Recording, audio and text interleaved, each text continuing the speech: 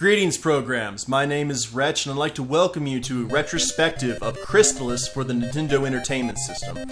This is one of my favorite games growing up, and is really one of the best action RPGs you can find on the NES, which is a damn shame because it's also one of the most criminally neglected games in the entire library. I loved this game growing up, I loved being able to rent it, and one of the highlights of my childhood was actually finding a copy to own.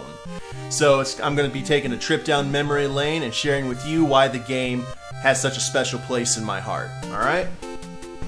So here we go. If you were paying attention to that little intro, the world was basically hit by a cataclysm.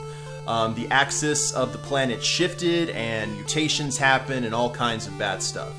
The people erected a giant tower in the sky to oppress evil forever. So it's kind of like the Mana Fortress from Secret of Mana, maybe a little predecessor to that storyline.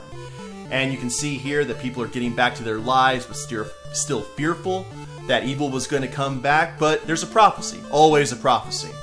Once evil emerged, would they still stand a chance? But there was still one hope. Now, right off the bat, you're going to see something that separates this from most fantasy games. Science fiction. Alright, go ahead and input my name here. Okay. And you can already see, man, it's different than what most people were used to for that time and age. This game was made in 1990, so 24 years.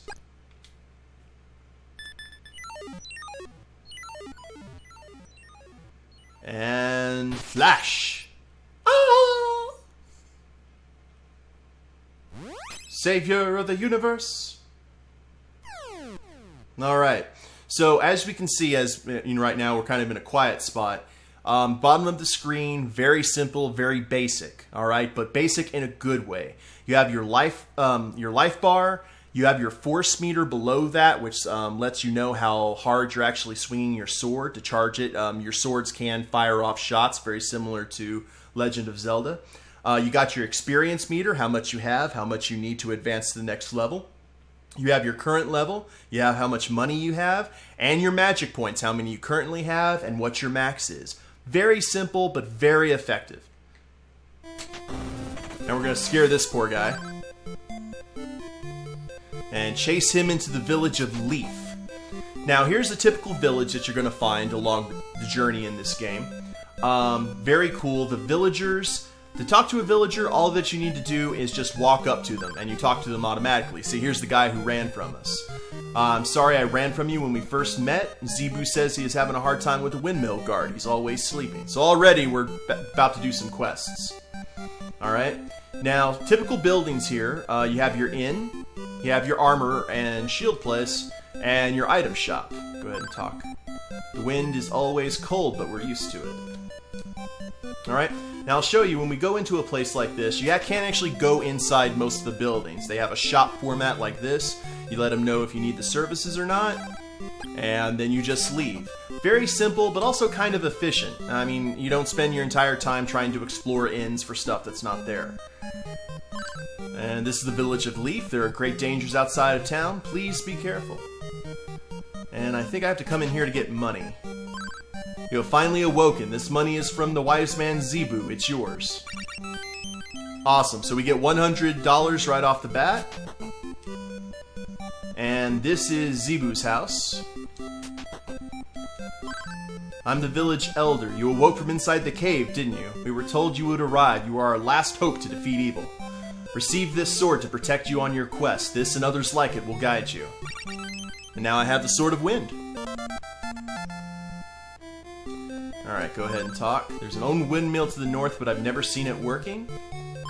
And if you ever need to wake anyone up, use the alarm flute. It never fails. Alright. Now, I have some gold here, and I'm going to go ahead and buy some armor. Yes, I do wish to buy. I'm going to go ahead and get some tanned hide armor. There we go. Alright, now you press select to go into your items, and you see you have your sword, armor, shield, power, and your items and your magic spells that go along here. All the items you get are there. power, okay, first we'll get to the swords, and you notice that there are 4 slots here. That means that you are actually getting 4 elemental swords over the course of your quest. You have the Sword of Wind, the Sword of Fire, the Sword of Thunder, and I believe the Sword of Earth. Fortunately, there is no Sword of Heart. You equip these, and you can use them in different dungeons. Now, one of the interesting things about Crystalis is that the dungeons are filled with monsters who are only affected by one particular type of sword. So you're going to have to switch back and forth between different swords in order to kill all the enemies in a dungeon. It was a really interesting way to put tactics and that frustration factor into the game. And your power, there are orbs that you can find that increase the power of the charge shots that you can do with the sword. So I'm going to go ahead and equip the Sword of Wind and equip the Tanned Hide armor. Press select out, and there I see, looking very dapper in my new pink armor to go along with my pink hair. And I have the sword here, B, and you hold B and you can see the atom swirl around you. And that fires off a bolt. And you can see we're out of money now because we bought that, so there's only one thing to do. And that's to head up here. Now this is where the meat and potatoes of the game is, the action areas. Now there's monsters spread out along here, such as tiger people, blue slugs, vampire bats, things of that particular nature. Now, one of the reasons I am not doing a full Let's Play of this game is one of the fun parts of Crystalis, but also one of the most repetitive, and this was one of the first games to have a dedicated level grind. If I recall correctly, and it's been a while since I've played this, if you go to an area which has high-level monsters and you attack them, you cannot inflict any damage on them whatsoever. It's not like Final Fantasy where, I mean, you go and attack a high-level monster and you have a chance of beating it. I mean, you have high risk, but you get high reward too. You can level faster by doing that. Not the case in this game. You can only attack things that are of a similar or lower level to you. So that means that there is a lot of time you are spent out here on the wilderness just randomly killing enemies to attain experience and gold, because a lot of this stuff does not come cheap. Alright, so as you can see, I'm just running around here. And the music is really good. Music's one of my favorite parts of Crystalis. So I'm gonna go ahead and I believe where I need to go is up here. Across this bridge. Here's some of those more blue slimes. And... okay. Oh man, I remember the stressful cave music. When you are young, there is nothing more sucky than hearing stressful music like this when you're trying not to die. Alright, let's head up here. Nothing going on. Alright, head here. Okay, here is the windmill. And I know that's where we have to put the windmill key, but we do not have it. And I'm trying to remember where everything is, because I know a guy shows up here. This is where the windmill keeper spawns. I think what I need to do is actually buy the alarm flute from one of the item shops. So, unfortunately, that means that I have to just get to farming. And that's getting a lot. I don't know how much it costs, but I think I'm going to try and get 50 here. You get 2 gold per kill, if I am reading that right. Let's go in this cave. And some Obi-Wan Kenobi music. Always good.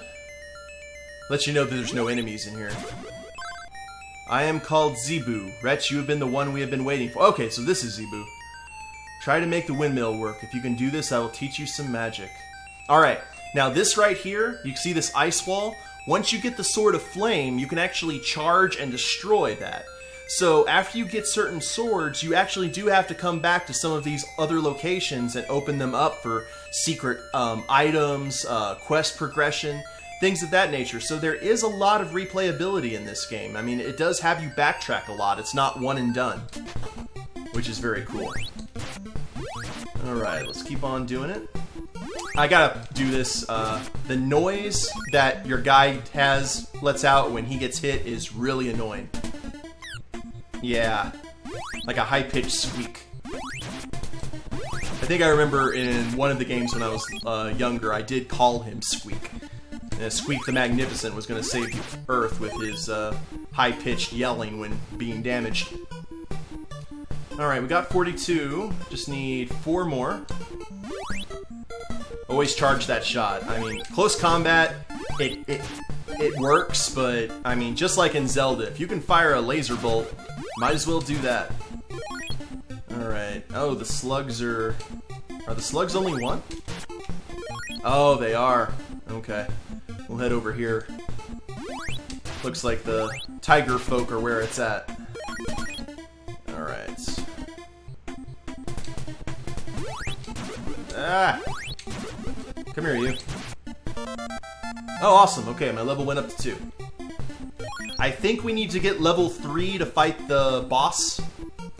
But we'll see where we go from here. Okay, we'll head down here to the item shop. And yes, I do wish to buy. Oh, awesome. The alarm flute was 50, right on the dot. Alright. See, that's one of those things. You just walk into them and pop. So if you're trying to get out of town, they will badger you, like Jehovah's Witnesses or people trying to sell you Amway. Alright. So let's skip all this and head back up here.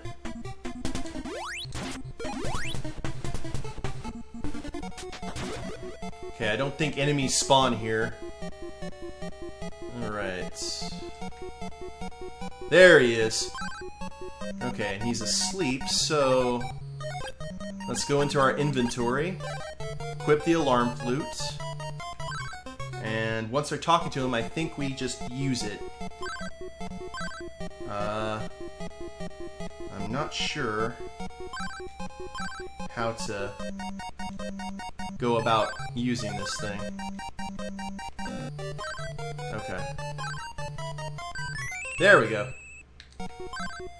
Huh? What was that? Don't do that again! You should have heard me when I get hurt. Oh, it's you. Please don't tell Zebu. Take this to start the windmill. Zebu says they're strange... hidden in these caves. Sorry, it's blocked off here on my view. He says it can break walls. Oh, okay. A treasure. I believe that's the Orb of Wind. Okay, now have the windmill key. Awesome. So now we'll head back to the windmill.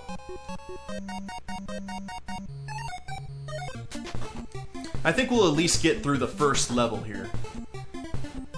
And I'm going to go ahead and equip the windmill key. And the windmill begins to work. Awesome. And apparently the windmill causes secret doors to open. I ain't gonna argue with such logic. So we'll head back and tell Zebu the job's done. And I believe he will give us a heal spell, which is awesome. So, you. There we go.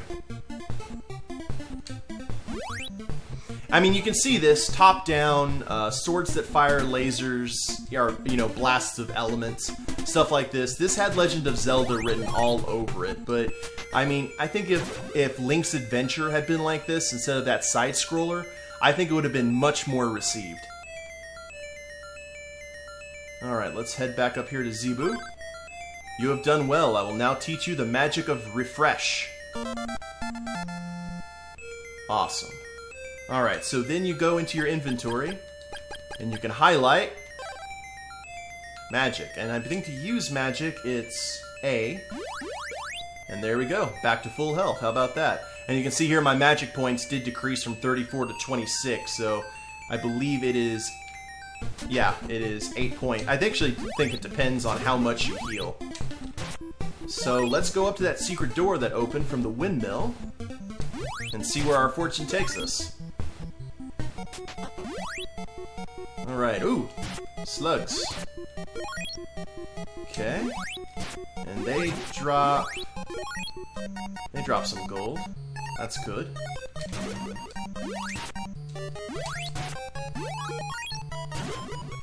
Okay, stairway up. Okay, this is our first official dungeon, which is good. Now, the thing about it is you're probably thinking, you know, Wretch, these guys don't look too scary. I mean, they can't really... I mean, they seem pretty harmless. And they do, if not for the fact that, remember, because of the level grind, we have to try and fight them. So then it can start getting annoying and complicated, and you start making mistakes. And then next thing you know that you're dead. So, and then there's enemies later in the game that have poison effects and all kinds of good stuff. So we'll go in here. I know there's winged serpents. I'm pretty sure. Okay, there's one of the rock walls that the windmill guard was talking about. And pink slimes, the most evil of the slimes. And winged serpents. And those take 3 charge shots, so that's a bit annoying. Some decent XP, though. I won't argue with that. Alright, oh! Rock people! Oh, it throws the head. That's not good. Awesome, okay. Head down here. Oh, bats. I hate bats. Okay, got a medical herb. That's good. Actually, with these guys, it's better just to go up and try and hit them. Don't use the charge shot. If you sit there charging the charge shot and you miss, it's just annoying and no good comes of it. So there's another rock wall. Ooh, okay, I can't hit those in midair. That's good to know. I really should have went in here with a shield. Okay, the ball of wind. Okay. Orb of wind. So we go here, and you can see the second charge shot happened, and now I can shoot a big bolt of energy compared to what I had before. So this is going to affect obviously more damage. Bam. Alright. And we'll also destroy those outright, which is awesome. Okay, I have an antidote. Antidote's used against poison. So, I didn't even notice him there. Alright, let's go ahead and get you out of the way.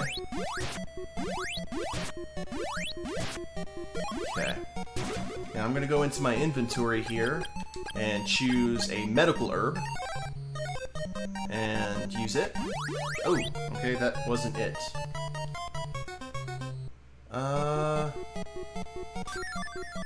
Okay, you just hold the attack button to use that. Okay. Don't want to use the antidote. Oh, you little... Alright. Go ahead and fight my way back through here, and then we'll go to that one rock wall that we saw. Awesome. My level goes up to 3. And did we go in here? Oh! Far be it from me to ignore a chest. And warp boots. Awesome. Warp boots... Warp boots will take you back to the village that you last visited, if I remember, or the last inn you slept at.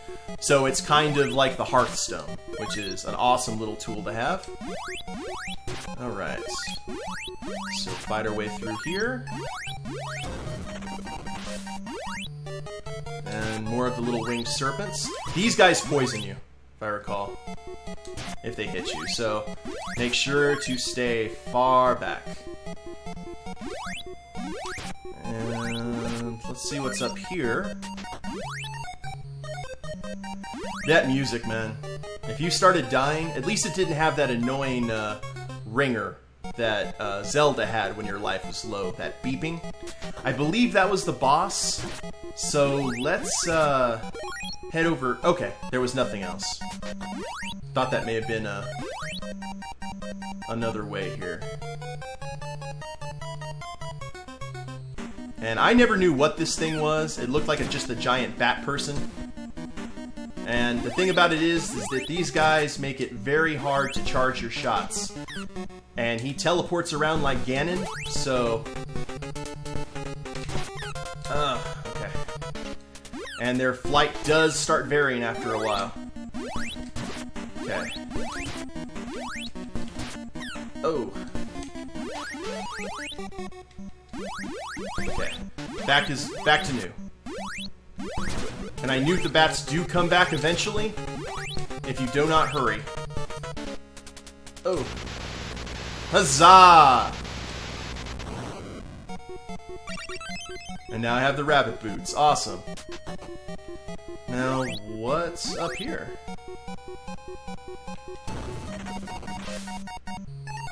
And I think this is... no? And here we are in a brand new area. And more adventure to go. But anyway, guys, this was Crystalis. That was the first area. I hope you guys very much enjoyed it. If you get a chance to play this in however way you see fit, give it a shot because it is a really awesome game. And, I mean, it was a cornerstone of my childhood, and maybe it's something that you played when you were younger. But if you haven't, go ahead and play it because you will not regret it. Thank you very much for watching, guys. If you liked the video, click like below, leave a comment, and we'll see you next time. Later days.